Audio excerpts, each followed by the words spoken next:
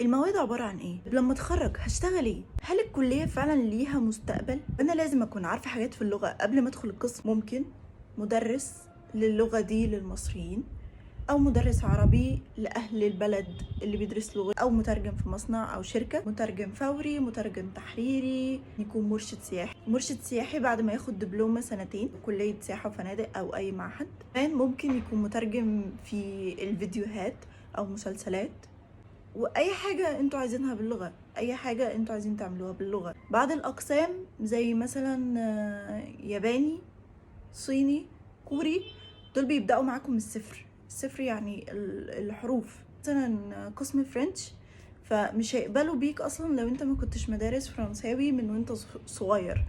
الماني لازم تكون في ثانويه عامه الماني، فمش هيقبلوا برضو. يعني انا كنت فرنش في ثانويه عامه، معرفتش ادخل القسم الماني. ايه المواد بقى اللي بناخدها او المواد بتاعه اللغه الاولى؟ ادب، مقال، تاريخ، ترجمه من اللغه العربي، ترجمه من عربي للغه، محادثه، جرامر.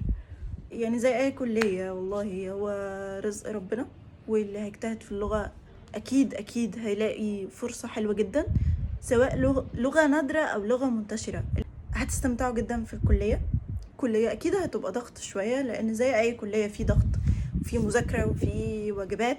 الكلية بتاعتنا ممتعة في حتة إن أنت بتتعامل مع ثقافات تانية وبتتعرف على ناس جديدة، وهتلاقي ناس بنفس اهتماماتك لو أنت داخل الكلية حابب اللغة.